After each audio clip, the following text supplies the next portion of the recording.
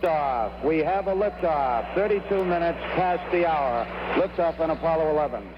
History for America and humankind. Today marks the 50th anniversary of the launch of the Apollo 11 moon mission. Astronaut Michael Collins returned to Pad 39A at the Cape, reflecting on his achievement 5 decades ago. I always think of a flight to the moon as being a long and fragile daisy chain of events.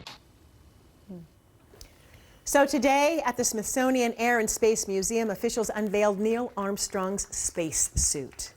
The moon landing was one of the most historic moments of the 20th century. It brought the U.S. together during the Cold War. It ushered in new technologies, and it will be remembered as a major achievement. Apollo 11 launched from Kennedy Space Center July 16th with 3 astronauts on board: Commander Neil Armstrong, Lunar Module pilot Buzz Aldrin, and Command Module pilot Michael Collins. It was a difficult operation. The mission lasted 195 hours, 18 minutes, 35 seconds. The astronauts left behind a small disc that carried a goodwill message from the 73 countries on Earth. The astronauts brought back 50 moon rocks. Round trip, the crew traveled 1,096,348 miles. Extraordinary. Mark Wright joins us now with a look at how the Northwest played a pivotal role in this mission. Mark? Joyce and Greg, last month we were given exclusive access by the Smithsonian and the Museum of Flight to the Apollo exhibit here in Seattle. So for 2 days, we learned all about Seattle's connection to the Apollo program, and it runs deep. 3 main characters are about to tell our story. Boeing's historian, a UW engineering grad who helped design the life support backpacks and spacesuits. He was at the controls during the moonwalk.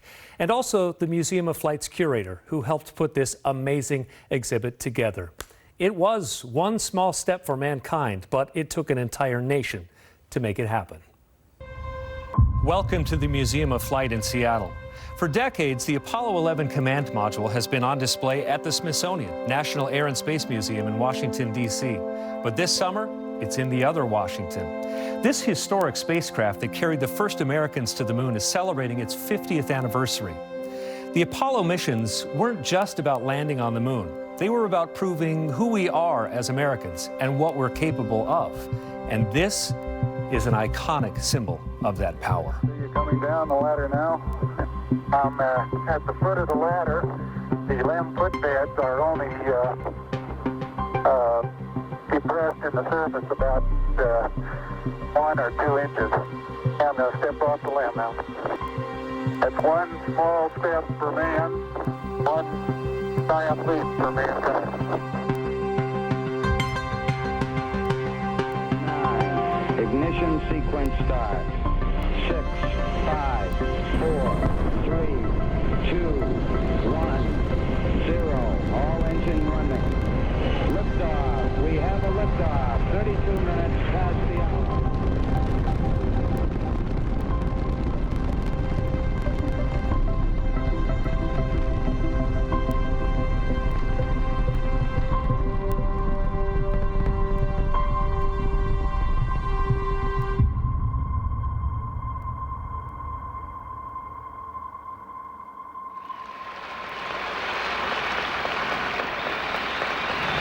Many years ago, the great British explorer George Mallory, who was to die on Mount Everest, was asked why did he want to climb it.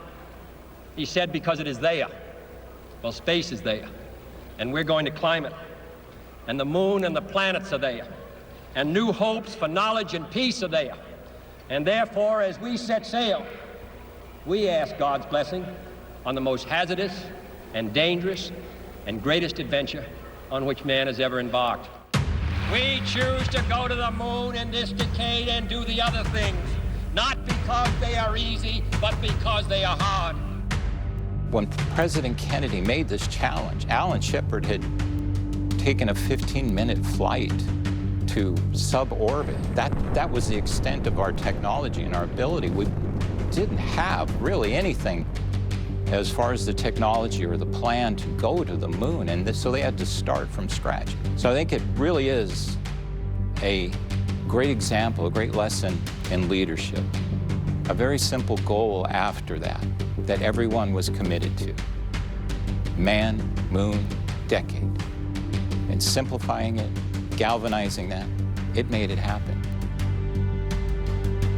Wow, this is what an objective. We have yet to get one man even into orbit, and this guy's talking about going to the moon, and I thought that was pretty remarkable. I had the opportunity to be flight controller at NASA during Apollo. I was actually the EMU flight controller during Apollo 11, so when Neil and Buzz walked on the moon. Very exciting time.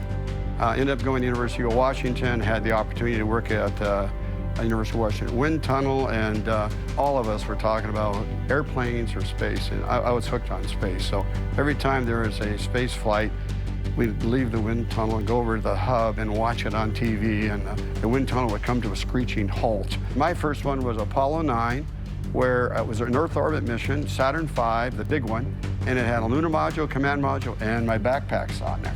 And it was going to be the first time that we they were docked and we used all the communication. Going to the moon took a massive national effort. 400,000 people worked on the program across the country, along with thousands of companies and universities. It took 5 of these F-1 engines to lift the 6.2 million pound Saturn V rocket into space. This is the largest rocket engine ever built, but it took more than power to get to the moon. It took ingenuity, too. Boeing had a significant role, probably the biggest role in the Apollo-Saturn program of any corporation. This was huge. 20,000 corporations teamed up to do this across America. And really, this was something that was so big for NASA that they didn't have the skills or the background to do something that big. But Boeing did. Boeing made sure all the parts from across the country came together at the Cape. Boeing integrated the vehicle, tested it, evaluated it, made sure it was ready for flight. And that partnership allowed NASA to focus on the mission and make all of Apollo so successful. Coming up after the break, what Apollo taught us about why we explore and how that relates to space exploration today. We'll be right back.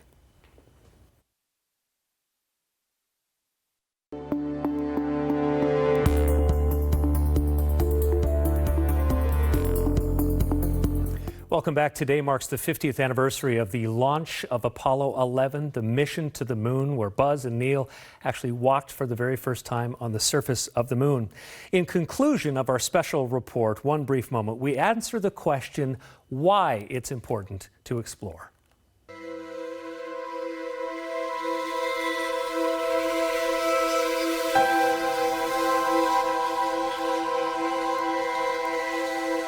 Going into the MOCR for Apollo 11, when they opened that door and I said, I'm the man on the console for those 2 astronauts' lives, that hit me. I felt so lucky that I could be part of that. Of all the engineers around there, people smarter than me, they could have been in that slot. And I felt like it's a question of having the right education and being in the right place at the right time, and things will come together. And we're doing the one positive thing, something has never done before. And incredible, and all the number of people watching it. I think it brought not just the United States, but the world together in a peaceful venture.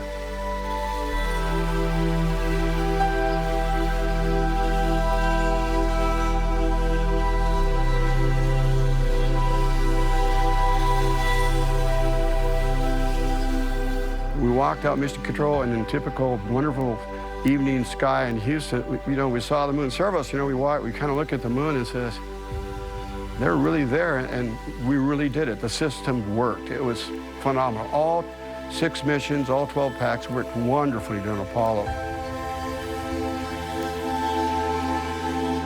In that famous speech at Rice University, he said, "We choose to go to the moon not because it is easy, but because it is hard." In talking about it, he often talked about sacrifice. And one of the things that's very important to remember is we did not go to the moon because it was popular. We went because it was important. It was a symbol of what America could accomplish if we put the effort in and if we made the necessary sacrifices and we committed ourselves to going there. One of the very important things to remember about Apollo is that we're feeling the effects of the legacy of the moon landing today. One of the great things about missions of discovery is that the greatest benefits are often things that you don't see ahead of time. And if you look at that great Earthrise image from Apollo 8, one of the astronauts said, it's almost like we had to go to the moon to discover ourselves. In undertaking these endeavors, it's the things that we don't know we'll learn that have the most value. Looking at this Apollo capsule right now, it brings back so many memories. I was 9 years old when I watched those fuzzy black and white images of Neil Armstrong making that first step, and it changed me. It set my life in a direction. Right then at that moment, I had decided I was going to be an astronaut. And probably good for NASA that didn't happen, but here I am at the end of a career, near an end of a career in the aerospace industry, that this inspired me, and it still does, but this entire industry, we do things that other people think are too hard or impossible, and we do that every day. And to be a part of that, to be with those people, the people that did this, to work with those kind of people has been an incredible honor. And I hope, and I know, that Apollo and what Boeing and others are doing today to return to space will inspire that next generation of young people the way I was inspired. So what did we learn by going to the moon? Well, countless innovations in science and technology that really laid the groundwork for what's going on today, our push to explore well beyond the moon. But more than that, Apollo showed the world who we are as Americans, and that for a brief moment in time, it's possible for the entire world to come together.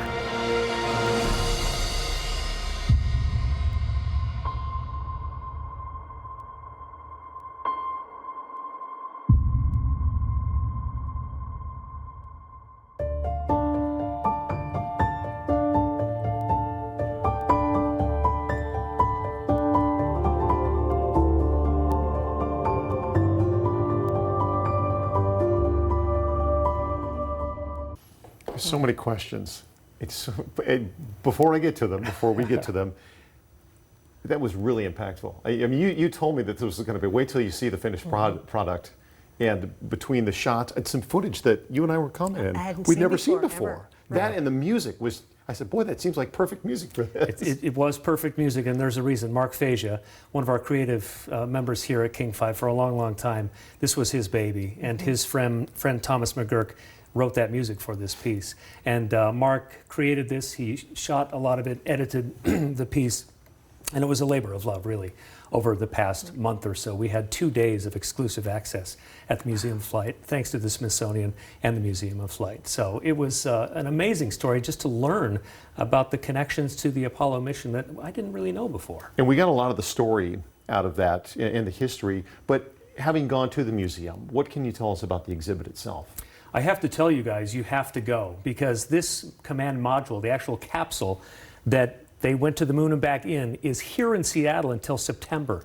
And it's at the Museum of Flight. You can see the F-1 rocket, you can see the spacesuit that James Joki worked on and his life support backpack. All the key artifacts are at the Museum of Flight right now through early September. It's a rare opportunity. I mean, you'd normally have to go to Washington, D.C. to see these artifacts, but we've got them right here. And there's a felt pen there as well. Tell us about that. This is like a MacGyver moment, because as the astronauts were getting out of the capsule, one of their backpacks broke off a toggle switch, and the toggle switch was Moon Ascent Engine.